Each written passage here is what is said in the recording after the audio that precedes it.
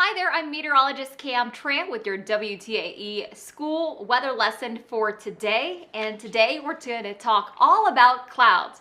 Raise your hand if you love clouds and you love looking at them. Me, I do too. I love looking at the sky and trying to identify what kind of cloud it is. So today we're going to learn the basics about clouds. Here's my lesson plan for you. We're going to learn about how do clouds form, cloud classification so you can help identify a few clouds, and also we're going to do a fun, cool cloud experiment at the end. You ready? Well, first things first, let's get to the basics. How do clouds even form? Well, actually all clouds start off as water vapor. Water vapor is actually the gas state of liquid water. So think of water as the typical water you get from your water fountain or your drink. Well, when the sun heats it up, and it evaporates, it becomes water vapor, which is the gas state of water. Now, it gets complicated from there, how clouds form, but don't worry, I'll walk you through it. So from there, we take that water vapor and it condenses on something like a particle. In this example, it's a piece of dust. So when it condenses, when that water vapor condenses on a piece of dust, it becomes a cloud droplet. And if enough cloud droplets are around, it creates a cloud. Got it? So that's the basic anatomy of a cloud. Now, clouds can be classified in a couple of ways. One, by the height level in which it forms, and also by the name, the root part of the name. We'll start with the cloud levels first. So there are basically three different levels or heights that clouds usually form. These are the different three levels here. So low-level clouds are usually about 6,500 feet or lower. An example of that is a puffy cumulus cloud. You've probably seen those. They look like puffy cotton balls out there. The second one is a mid-level cloud. Those are clouds that form usually about 6,500 to about 2,000 feet. That's why we call them mid-level clouds. An example is an altostratus cloud. Lastly, the highest type of clouds, the one that sometimes you see and you're above the airplane and you're looking down and you see at them, those are high-level clouds. They're about 20,000 feet or higher. They're called cirrus clouds, and they usually have a lot of ice crystals in them. They're usually the high clouds that look like feathery, whispery feathers or curls of a hair. So these are the height levels that clouds usually form at. Now, with the cloud names, they have root names that can help you identify which type of cloud it is and what its function is. So here are the basic root names of a cloud. We'll start with the first one, cirro, like cirrus, which I mentioned earlier is one of the highest clouds you see out there. So it means curl. So when you see a cirrus cloud, root name cirro, it looks more like a feathery cloud, like wisp of air out there. Wisp. It's one of the highest clouds out there. Alto means high, but in cloud terms, it actually means more like mid-level clouds. So altostratus, altocumulus. That brings me to the next one, strato. That usually means layer. So if you get, let's say, an alto stratus cloud, it usually means a mid-level layer cloud. Stratus clouds usually look a little bit like a blanket. That's how I best describe those clouds. And also we have nimbo. Now, I'm sure you've heard of the word nimbo, right? Like cumulonimbus clouds.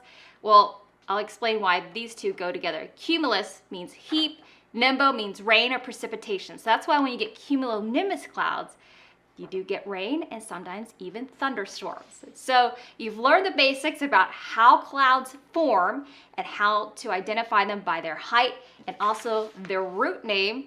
Are you ready to see a cloud in action and do your own cloud experiment at home? I hope so. Let's get to it. Let's gather the ingredients. Hey there, Cam, back again. You can see we have all the materials we need for our experiment. But before we actually do the experiment, I want to do a quick review on how clouds form. Remember, water vapor condenses on a particle like dust and that creates a cloud droplet. When there are enough cloud droplets around, you get clouds. So we're going to do that experiment right now.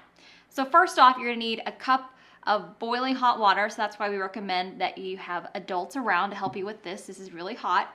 And your food coloring of choice. I have red that's just laying around the pantry. So I'm going to start with that. Also, you need a cup of some ice and some hairspray, as well as a clear jar, which we've got right here. First things first, So I'm gonna put just a few drops of the food coloring into the bottom of the jar, just about 3 drops is good. I think I did a little bit more than that, but that's okay. Now, of course, practice safe science. Make sure you have kids around. Make sure an adult does this. Pour this very hot water about halfway up to the jar. That's about halfway. Now quickly spray, 1, 2, 3, spritz of hairspray on there, and you gotta close the lid really quickly.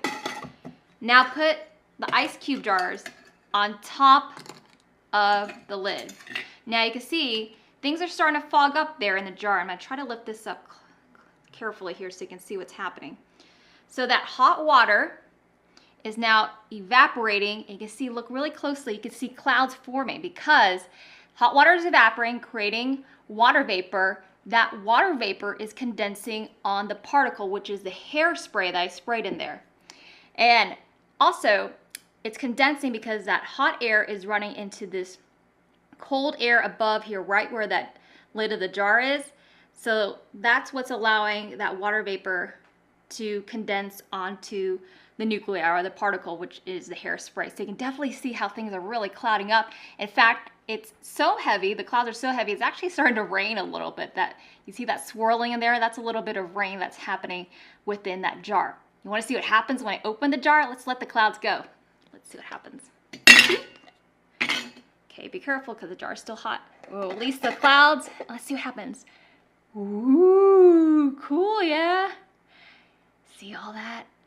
That's clouds in a jar. Now, obviously, now that I'm releasing the jar, all of this is going out now, so the clouds are gonna continue to move on out. You can see now the jar is clear again. And of course, you guys know if a cloud does form on the surface of the ground, it's called fog. And sometimes we definitely see that, especially in the river valleys in the winter months. But this is a cool cloud experiment you can do at home. Just a few ingredients that you likely have in your pantry, and you can make your own cool clouds at home, of course, with your parents' supervision, since we are dealing with some pretty hot water. I hope you enjoyed the cloud experiment. I hope you enjoyed and learned more about clouds and how they form and the root words of clouds. It can help you kind of understand the structure of the clouds when you see them. Next time you see a cirrus cloud, you know it's going to mean curl, so high wispy clouds up there, or stratus, which is layer. So it looks like a layer cloud. So hopefully you enjoyed today's experiment and learned something new. For now though, I'll sign off. I'm meteorologist Cam Tripp for today's WTAE Weather School Lesson of the Day.